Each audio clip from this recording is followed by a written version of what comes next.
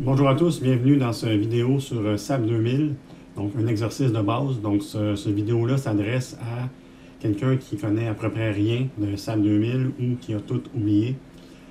Sinon, d'autres vidéos un petit peu plus avancées vont suivre prochainement. Donc l'idée ici, c'est de vous donner de l'information sur comment utiliser SAP 2000, disons les outils de base.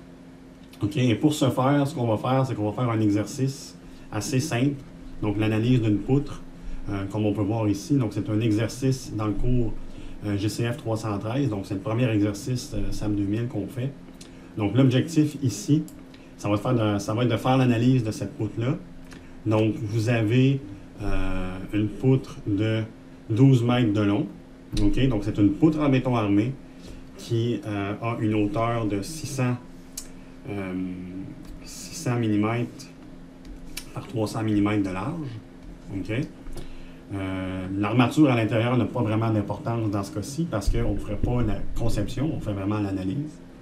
Ensuite, vous avez un appui encastré à l'extrémité gauche, une rotule mobile, okay, ou un appui rotulé, et une rotule fixe, donc un appui fixe à l'extrémité droite de la poutre. Donc, on vous demande dans cet exercice-là de considérer plusieurs choses pour l'analyse. Donc, dans un premier temps, le poids propre, qui peut représenter une certaine difficulté, parce qu'il y a plusieurs façons d'inclure le poids propre dans notre modèle. Ensuite, non seulement il y a le poids propre, mais on nous dit qu'il y a une charge permanente additionnelle, additional dead load en anglais, okay, de 6 kN par mètre. Ensuite, vous avez une surcharge due à l'usage, donc une live load de 5 kN par mètre, et une surcharge due à l'usage ponctuel de 10 kN. Donc ça va être probablement un autre élément de difficulté dans ce problème-là. Donc, comment on va appliquer une charge ponctuelle à cet endroit-là de la poutre. Okay? Ensuite, on vous demande évidemment de considérer les combinaisons du Code national du bâtiment canadien. Donc, on va vous demander ici, par exemple, de considérer la combinaison 1.25 DL, dead load, plus 1.5 live load. Donc, ça va être très important de bien déterminer quelles charges sont des charges vives et quelles sont les autres charges qui sont des charges mortes. Okay? Donc, c'est toujours important de se poser quelques questions et de se préparer avant d'aller dans SAP 2000. Okay? Donc, par exemple, ici, un élément qui est important, c'est comment est-ce que je vais établir mon modèle dans SAP 2000? Est-ce que je veux avoir 2 membres ou 3 membres? Okay? Parce que, en fait, ce problème-là ici, dans sa forme la plus simple, inclut seulement 2 membres. Hein? Vous auriez un joint ici, un deuxième joint ici et un troisième joint ici. Donc, vous auriez le membre numéro 1 et le membre numéro 2. Donc là, la petite difficulté dans ce problème-là, c'est que vous avez une charge ponctuelle qui est appliquée au milieu du membre numéro 2. OK?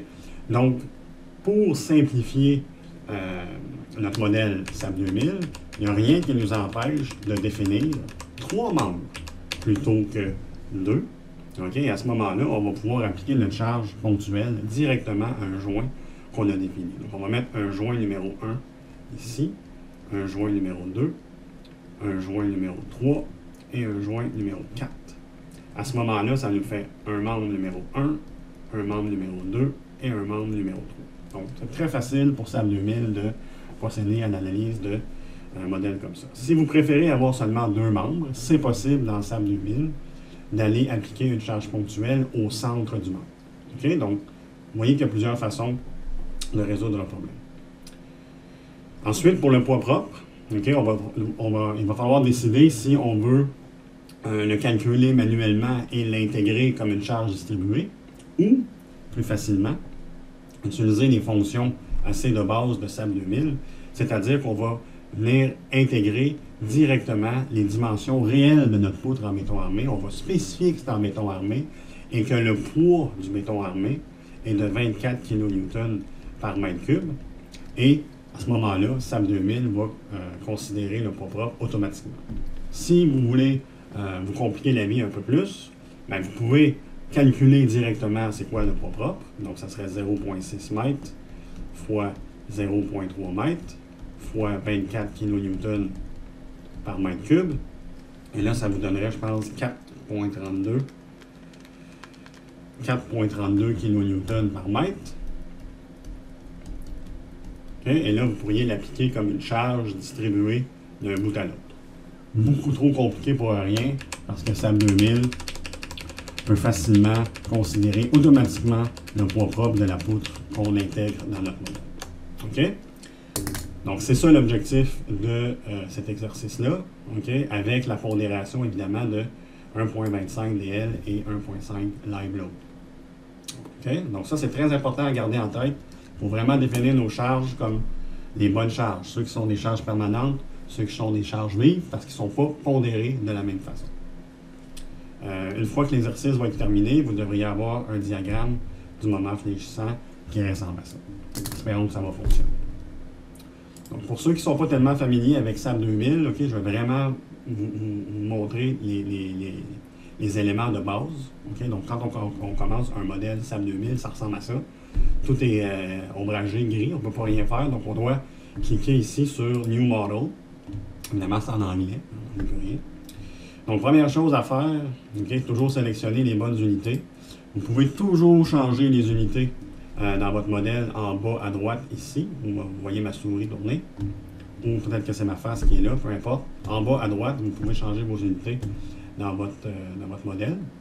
Okay? Et quelque chose ici que vous allez voir dans mon cours de 4e année, GCF 405, analyse des structures, c'est très important de choisir l'élément approprié. Okay? Donc, dans ce cas-ci, quels sont les éléments dominants dans une poutre? C'est l'effort tranchant et le moment fléchissant. Donc, c'est pour ça que c'est important de venir sélectionner le type d'élément BIM. Donc, on va cliquer là-dessus. Et là, on a quelques éléments de base. Donc, SAP 2000 nous demande combien de span, donc combien de travées. Donc, nous, on a décidé qu'on allait utiliser 3 travées de 4 mètres. OK? Donc, je vais dire 3 travées et une longueur de 4 mètres. Donc, si vous voyez, on ne voit pas les unités après. Il n'y a pas un petit mètre à côté. Okay? Donc, il faut se souvenir des unités qu'on a sélectionnées ou regarder en bas à droite. Pour être le plus optimal possible, quand on fait un modèle SAP 2000, puis plus on va progresser, et plus les modèles vont être importants, c'est important d'essayer de définir le plus de choses possible avant que le modèle soit généré. Okay? Donc ici, c'est pas grave, parce que c'est juste une poutre, ça prend 30 secondes changer la section, ou l'effacer, ou la remettre, mais pour des gros modèles, c'est vraiment avantageux de définir nos sections. Donc vous avez ici l'option Section Properties. Donc étant donné qu'on a choisi un élément poutre, SAP 2000 nous demande, bon ben, c'est quoi ta poutre? Okay? Donc, au lieu de calculer manuellement le poids d'une poutre de 600 mm de haut par 300 mm de large, ben moi je vais dire à SAP 2000, tiens, ça c'est la grosseur de ma poutre, en béton armé, fait arrange-toi avec, puis calcule-moi le poids propre automatiquement. Donc pour faire ça, je vais sélectionner le petit piton plus ici, et là je vais faire Add New Property. Pas Import, OK, parce que c'est une section que je définis dans mon problème comme étant 600 mm de haut par 300 mm de large. Donc, je vais choisir une poutre en béton. Donc, ça, le seul impact que ça va avoir, c'est que ça va aller chercher un matériau qui est du béton. Okay? Et là, je vais cliquer sur rectangular. Donc là, ici, vous pouvez appeler votre poutre comme vous voulez. Donc, ici, c'est sûr qu'on a juste une poutre. C'est pas bien compliqué. Mais si vous avez un modèle plus complexe, vous avez des poutres principales, des poutres secondaires, à vous de déterminer une nomenclature, une terminologie pratique. Donc, la hauteur de la poutre, 0,6. Et la largeur de la poutre, 0,3. Ah, ça, c'est bon, on est content. Ensuite, on va aller à Material. Et là, on voit 4000 PSI. Donc, si vous êtes au Canada, vous n'êtes pas tellement familier avec ça. Donc, ça, c'est l'équivalent de MPa. Donc, c'est en anglais, c'est pound per square inch. Donc, ça, c'est un béton. Okay? Donc, si vous regardez dans les autres matériaux de base que SAP 2000 a défini, vous avez un A615 puis un A992. Donc, ça, c'est des aciers. Okay? Donc, nous, évidemment, on a une poutre en béton. Donc là, l'élément important, okay, si je veux que SAP 2000 calcule automatiquement le poids propre de ma poutre de la bonne façon, je dois vérifier que le poids du béton est défini comme moi, je m'attends, c'est-à-dire 24 kN par mètre cube. Donc, on va aller regarder ça. On va cliquer sur Material. Et là, je vais cliquer sur Modify Show Material en ayant sélectionné 4000 PSI. Je vous rappelle, 4000 PSI, c'est un béton. Donc, une fois que je clique là-dessus, donc vous avez, bon, on commence à avoir des notions relatives au béton. Donc, vous avez F'C, de la résistance en compression du béton. Donc, ici, vous avez donc 27 000, c'est parce que vous avez des unités ici, kN/m. Donc, si on les met en Newton-millimètre, vous allez voir 27 MPa. C'est un béton assez faible. Normalement, le béton le plus faible qu'on considère, c'est 35 MPa. Mais dans ce cas-ci, ça n'a pas d'importance parce que ce n'est pas la conception qu'on fait, c'est l'analyse. Donc, nous, ce qui est important pour l'analyse, c'est de s'assurer que le poids du béton correspond à ce que moi, je m'attends. Donc, le poids du béton, c'est dans Weight per Unit Volume. Donc là, évidemment, en Newton, millimètre, Celsius, ben là, j'ai 2,3. Donc, j'ai juste à le mettre dans une unité plus confortable, en kN/m. Et là, je vois que le poids du béton, okay, c'est pas marqué ici kN/m par mètre cube, c'est marqué Weight per Unit Volume. Donc, il faut se familiariser avec le logiciel, mais aux États-Unis, le poids du béton est de 23,56. Moi, je vais le spécifier à 24, parce que je vais avoir le même résultat que mon analyse manuelle. Ah. OK?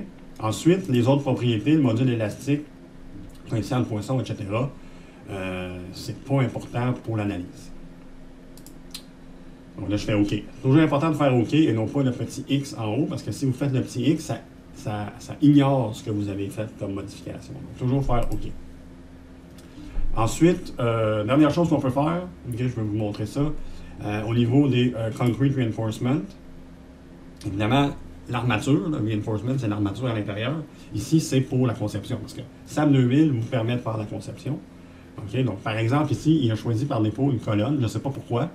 On a choisi un type d'élément à poutre, mais il choisit Design Type Column. Donc, si on voulait faire de la conception, il faudrait spécifier à SAM 2000 que c'est une poutre et qu'elle doit être conçue pour le moment seulement. Donc, ça ne change rien pour le moment, mais quand même.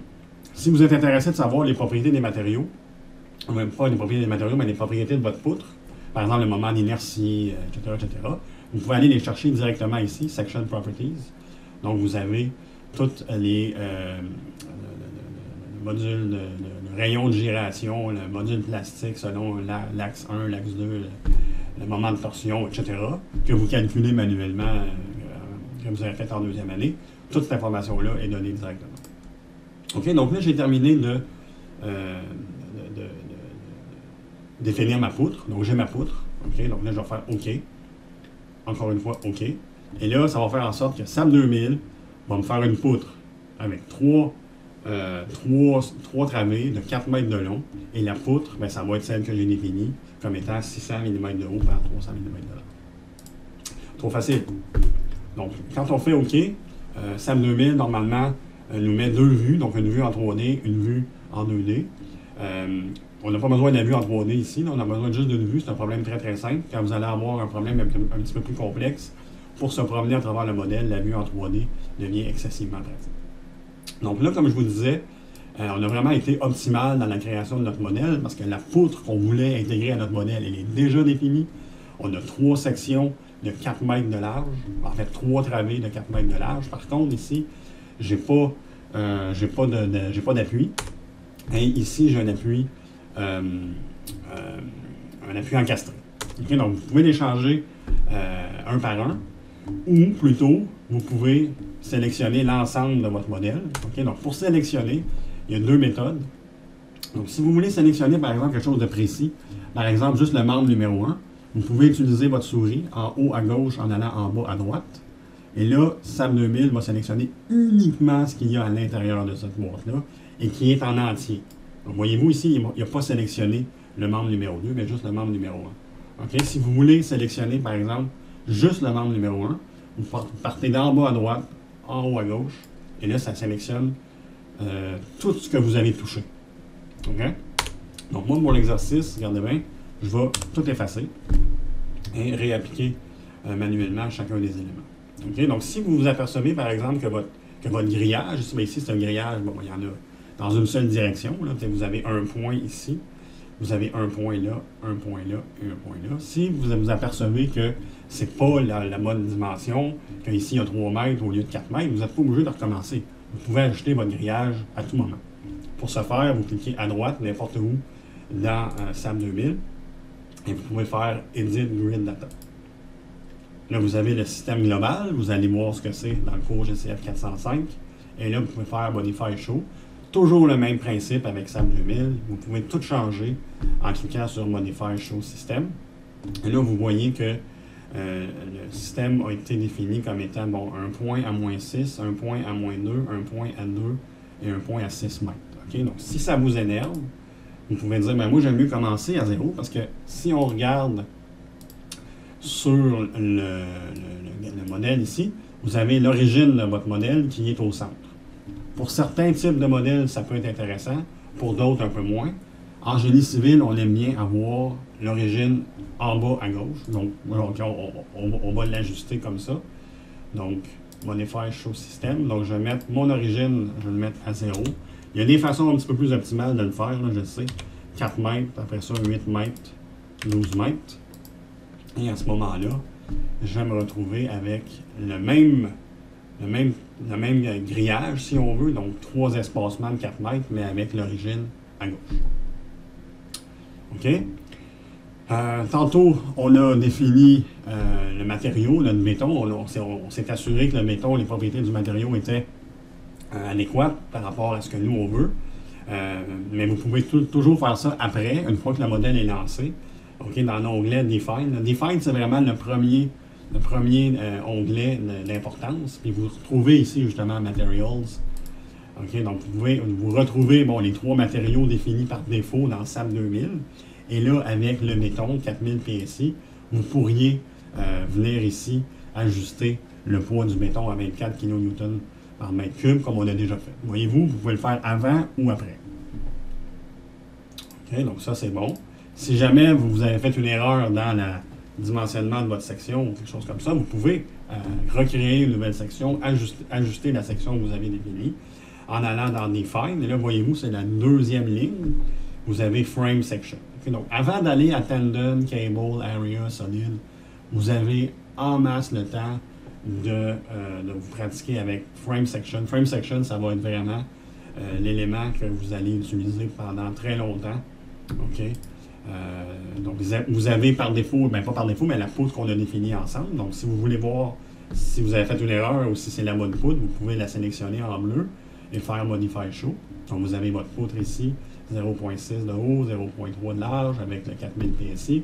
On est en business. Si vous voulez en créer un autre, vous pouvez faire Add New Properties, etc. OK? Donc, ça revient au même que ce qu'on a fait au début.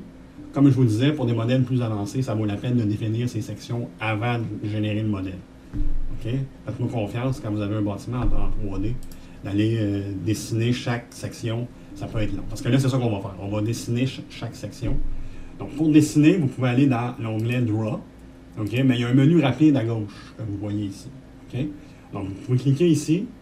OK? Donc, Draw, Frame, Cable. Donc, ça va vous permettre de dessiner la section que vous avez créée. OK? Donc, vous avez des options Curve, Frame, Tendon, comme je vous dis. Je ne vous pas de ça pour tout de suite, là. OK? C'est Straight Frame pour la grande partie de votre baccalauréat, ça va être Straight Frame. Après ça, n'oubliez pas de sélectionner la bonne poutre. OK? Donc, ici, c'est la poutre. Il y en a juste une de définie. OK? Mais des fois, il va en avoir une qui est définie par défaut. Ça serait FSEC1, Frame Section 1, qui a été définie par défaut. Donc, assurez-vous de choisir la bonne. Puis ensuite, vous avez le Moment Release. Donc, ça, c'est important aussi. C'est des notions importantes. Donc, si vous avez un treillis, donc dans un treillis, les efforts dominants ou l'effort dominant, c'est l'effort axial. Donc, il n'y a pas d'effort tranchant ni de moment fléchissant. Il faudrait choisir à ce moment-là Moment Release Pinned. Donc, vous auriez des rotules à chaque extrémité. OK? Pour l'instant, on a une poutre. Une poutre, c'est continu. OK? Donc là, je vais venir la sélectionner. OK?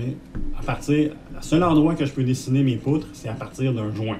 Donc, c'est pour ça que c'est important de déterminer, avant d'aller dans SAP, combien je vais avoir de joints dans mon modèle et combien je vais avoir de membres. OK? Parce que vous ne pouvez pas sélectionner le milieu d'un membre, seulement les joints. Pour tracer. Après ça, rien ne vous empêche de mettre les charges n'importe où sur votre structure. Donc là, on va aller tracer notre section. Donc, vous avez deux options. Vous pouvez sélectionner le modèle puis faire une poutre d'un bout à l'autre. OK? Donc ça va avoir des avantages et des inconvénients à la fin de votre modèle. OK? Parce que quand vous allez regarder les efforts à l'intérieur de votre modèle, si vous avez défini une poutre d'un bout à l'autre, vous allez avoir les diagrammes pour le modèle au complet. C'est un petit peu difficile à comprendre, mais vous allez voir à la fin. Donc, pour les fins de l'exercice ici, je vais vraiment dessiner 3 membres. OK? Ma poutre numéro 1, continuous, ça revient absolument au même que de l'avoir tracé d'un bout à l'autre. C'est vraiment pour des aspects graphiques une fois que vous avez lancé l'analyse. Donc ensuite, quand je regarde mon exercice, donc j'ai un appui encastré à gauche, une rotule mobile, une rotule fixe, un appui fixe complètement à droite, donc je vais venir appliquer ça. Très simple, donc je vais sélectionner l'appui de gauche, OK, de cette façon-là, en partant en haut à gauche, en bas à droite. Et là, je vais faire Assign. OK? Donc, c'est avec cet onglet-là qu'on va venir appliquer soit des appuis, soit des charges, tout ce que vous pouvez assigner sur une section, ou appliquer, peut-être en français, ça va être avec l'onglet Assign. Donc là, une fois que vous avez cliqué là-dessus, il y a plusieurs options. OK? On voit encore ici, vous avez, vous avez, frame load, tendon loading, tendon area solide. Tout ça, oubliez ça pour l'instant. Vous, ça va être joint puis frame. OK? Donc là, on va appliquer sur un joint, on va appliquer une restraint. OK? C'est-à-dire un appui. Donc, vous cliquez sur restraint. Et là, vous retrouvez les petits dessins qu'on connaît bien. Donc, vous avez l'appui encastré. OK? Donc, vous avez tout est restreint. Excusez-moi l'anglicisme. Mais vous avez pour l'appui à droite, donc je vais faire Apply. Donc là, vous voyez, SAM 2000 nous a mis un appui encastré. Donc, c'est un petit rectangle. C'est pas une ligne avec, comme dans mon exercice ici. C'est pas comme ça que SAM 2000 montre un appui encastré. Donc là, vous n'avez pas besoin de fermer la boîte et de recommencer tout. Vous pouvez laisser la boîte ouverte, sélectionner votre deuxième appui et dire là, moi, je veux une rotule, roller en anglais. Apply. Et là, je vais aller chercher mon appui à droite et je vais sélectionner Pin, un appui fixe. OK? Donc là, ça va déjà bien. Donc, j'ai pris une petite pause. J'ai sauvegardé mon modèle. Toujours intéressant de le sauvegarder, vos modèles, au fur et à mesure que vous progressez. OK? Donc, maintenant qu'on a défini notre section, nos appuis, etc. Donc, tout ce qui nous reste à faire normalement quand je regarde l'exercice, ce serait d'appliquer chacune des charges qui ont été spécifiées dans le problème. Donc, le poids propre, charge permanente additionnelle, une charge vive, on appelle en français surcharge due à l'usage, et la charge ponctuelle. Ensuite, il faut que je pondère tout ça selon le code, soit 1.25D plus 1.5L.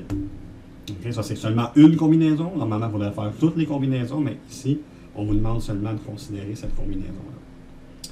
Donc, pour faire ça, je vais définir mes charges vives et mes charges permanentes. Okay, donc, on va aller dans Define. Okay, donc, c'est probablement les onglets les plus importants pour vous, là. Define et Draw.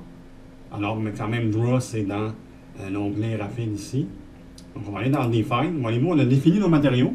Hein, on a juste du béton, on l'a défini comme on voulait.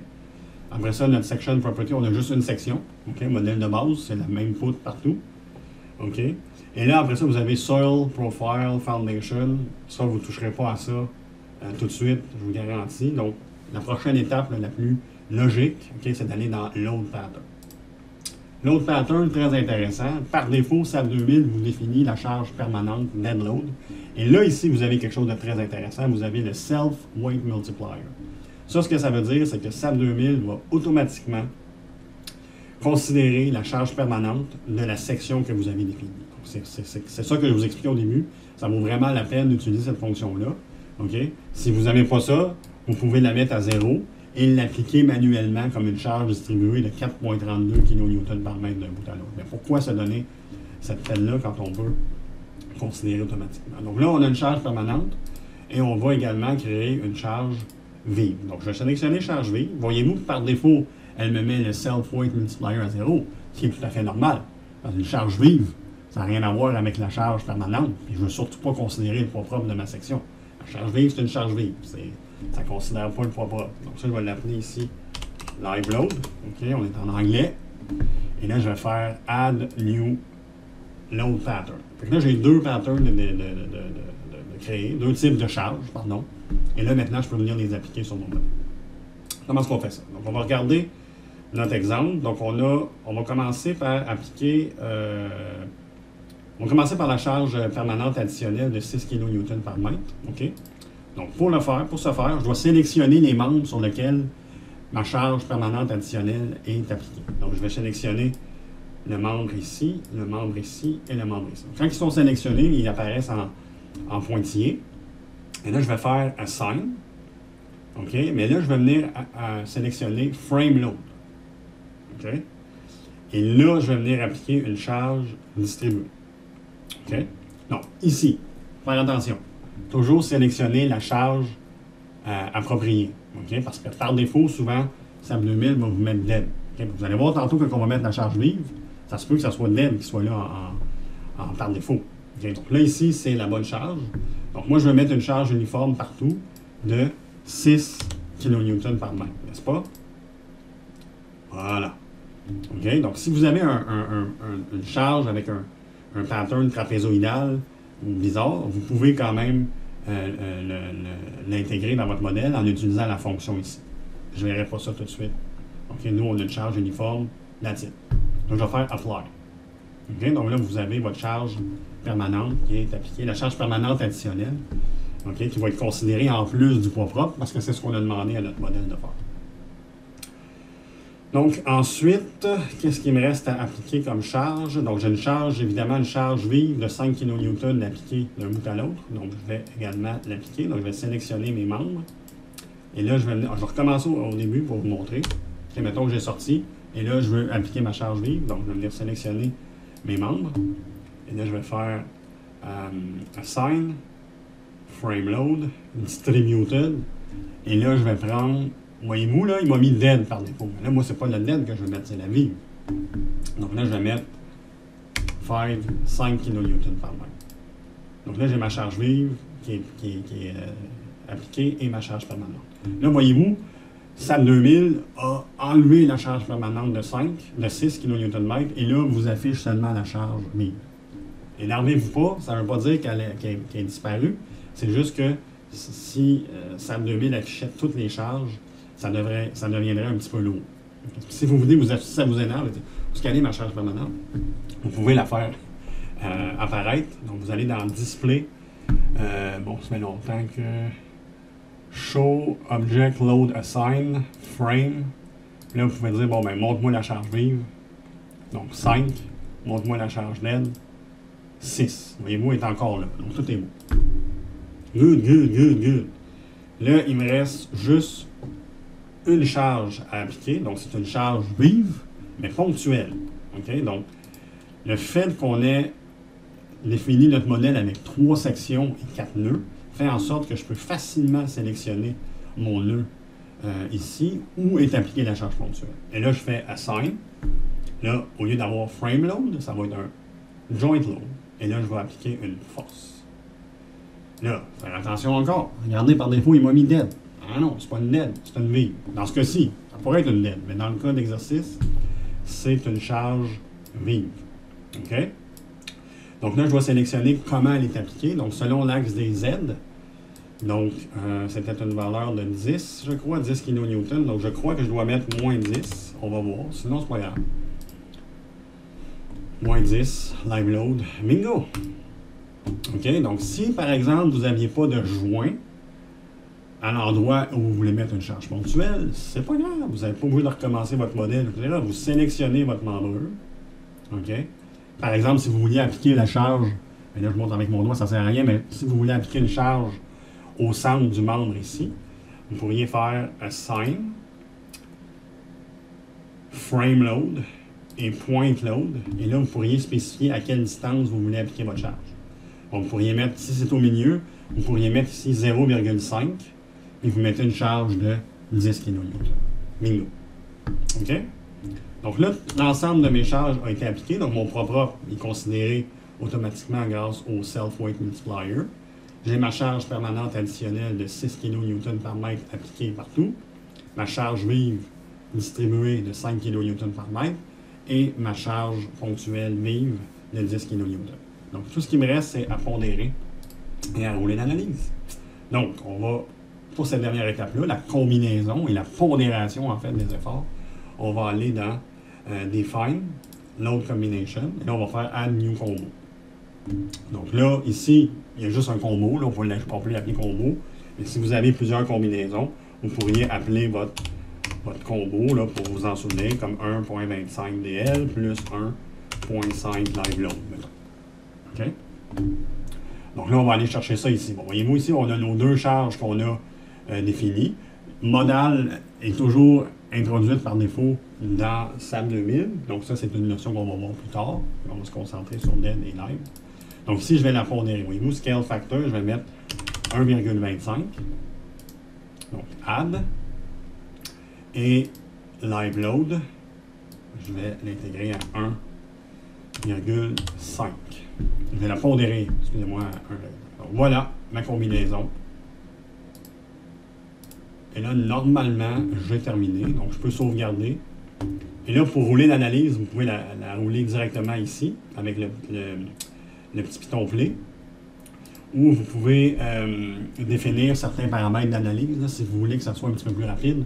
Pour l'instant, c'est un très, très petit modèle. Donc, vous pouvez aller directement avec ça. Là, tous les modèles, toutes les charges qu'on a définies vont être analysées. Mais vous pourriez dire, ouais, mais moi, je veux juste voir ce qui arrive avec la charge vive. Donc, vous pourriez, par exemple, sélectionner Live Load, dire, faites juste considérer la charge vive. Dans ce cas-ci, j'ai besoin de la live et la dead. Donc là, je peux faire Run Now. Et vous avez, dans un premier temps, si vous regardez en haut à gauche, on voit que vous avez la Deformed Shape, donc la structure déformée, mais seulement la charge permanente. Donc là, moi, je vais aller voir, est-ce que j'ai été capable d'avoir mon diagramme du moment fléchissant correct. Donc, ce que vous pouvez faire à ce moment-là, c'est que vous allez aller dans les 3 onglets qu'il y a ici. Donc, premier onglet, ça vous permet de revoir votre structure originale. Si vous voulez avoir la structure déformée, vous cliquez sur le deuxième piton. Et là, vous pouvez sélectionner, par exemple, je veux voir ma forme la structure déformée selon ma combinaison. Donc, vous choisissez la combinaison qu'on a définie. Vous faites Apply, et là, vous avez la déformée. Vous pouvez aller voir combien de millimètres que ça vous donne, etc. Mais là, dans ce cas-ci, ce qui nous intéresse, c'est le fameux diagramme de moment. Mais pourquoi le diagramme du moment est si important? Mais c'est parce que c'est avec cette analyse-là que ça va nous permettre de faire la conception. Donc, je vais avoir mon moment pondéré MF. Et là, après ça, l'étape suivante, ça va faire la conception en béton armé d'une poudre dont le moment résistant MR est supérieur à mon moment pondéré maximum. Tout simplement. Pas compliqué. Fait que là, je vais aller dans le 3e onglet. Ben, c'est pas là un onglet, mais Python. Et là, je vais cliquer sur Frame Cable Tendon. Comme je vous disais, nous, c'est Frame, là. Pas d'autre chose que ça. Et là, je vais aller sélectionner. N'oubliez pas de toujours sélectionner la bonne charge. OK? Donc, moi, je vais aller voir mes efforts dans ma section, dans ma structure, pondérée avec la combinaison 1.25 et 1.5. Et là, si vous voulez voir le moment, donc vous sélectionnez moment 3.3 et vous faites Apply. Donc, première chose qu'on constate, c'est que premièrement, le diagramme est dans l'autre sens que moi, je l'avais déterminé auparavant. C'est tout à fait normal parce qu'en béton armé, on préfère avoir le diagramme du moment du côté de la poutre qui est en traction parce que c'est là que la poutre a besoin d'armature. Okay? Ça, ce n'est pas la convention que vous avez appris en 2e année. Donc, si ça vous énerve, dans un premier temps, ce qu'on peut faire, c'est qu'on va dans Option. Et là, vous avez ici Moment Diagram on Tension Side. Donc, ça, c'est uniquement utilisé, pas uniquement, mais c'est utilisé en béton armé. Okay? Parce qu'on veut avoir le diagramme, ça nous montre où les barres d'armature doivent être. Donc, par exemple, pour la partie ici, donc, je vais avoir des barres d'armature en bas. Okay? Ici, je vais avoir une barre d'armature en haut, puis ici en bas. Okay? Mais si vous voulez avoir le diagramme qui correspond à la convention de signe que vous avez appris auparavant, vous avez juste à enlever ça. Et là, vous allez avoir le diagramme qui correspond à la convention de signe qu'on a vu dans le cours d'introduction à la résistance des matériaux et résistance des matériaux, donc 231 et 303. Donc là, ça vous donne, disons, la bonne orientation. Donc, si on nous donne des couleurs, si vous préférez avoir des valeurs, donc on peut aller dans la même option ici, sauf qu'au lieu d'avoir Field Diagram, on va faire Show Value. OK. Et là, vous avez 125,4 kN, moins 140 kN, pardon, c'est des kN.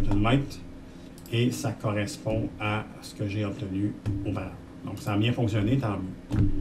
OK, donc dernière chose, parce que ça fait comme 35 minutes. La raison pourquoi je vous disais que c'était des fois intéressant d'avoir un membre défini d'un bout à l'autre au lieu d'avoir 4 sections, c'est que si par exemple vous voulez aller voir, si vous voulez avoir de l'information par exemple sur le membre ici à droite, vous pouvez cliquer à droite et là ça va vous donner l'effort tranchant, le moment finissant et la déflexion. OK, puis vous pouvez vous promener. OK, donc évidemment cette partie-là dans cette fenêtre-là, la longueur du membre qu'on voit, c'est en fonction de ce qu'on a défini au début. OK? Fait que là, ça part de où ce que mon 10 kN est appliqué jusqu'à l'extrémité droite avec l'appui fixe. OK? Donc là, vous pouvez aller voir les sections, votre déplacement maximum, etc. Donc, si vous pensez que ça va être plus pratique d'avoir ça, mais avec votre section, la structure au complet, bien là, ça aurait valu la peine de tracer de votre membre du côté gauche jusqu'à l'autre extrémité droite. C'est ce qui conclut l'exercice de base numéro 1. À bientôt.